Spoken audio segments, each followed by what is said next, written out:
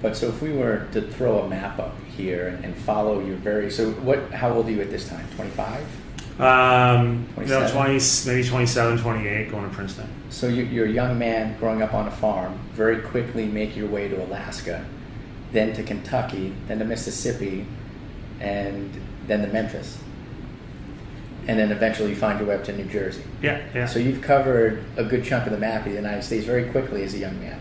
Yeah, I don't think it just happens though. You don't even have that in the back of your mind as how it relates to can I see more land, or can I experience more opportunity in geography. You really just go where the job is, the opportunities you have, and the restrictions.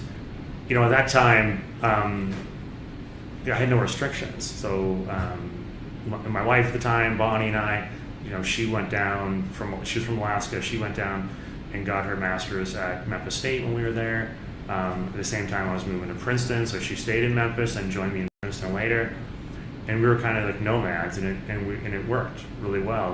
We had unbelievable connections at every stop. So we're immensely blessed at every location that we've been at for the few years that we were there to make connections that still live today. And that's an amazing outlook or perspective to have as you're a young man entering the business world, is following those opportunities wherever it may bring you. We know where it has brought you today, but very early on, you moved to wherever the best opportunity was for you. I think I didn't have the benefit of growing up in a city or a location that had a great population. The opportunities were ripe.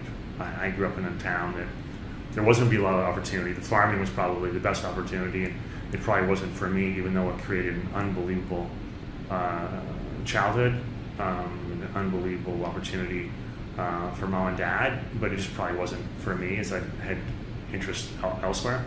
But it would have been tough in order to grow professionally in what I wanted to potentially do, that opportunity didn't exist in my town, so I had to move regardless.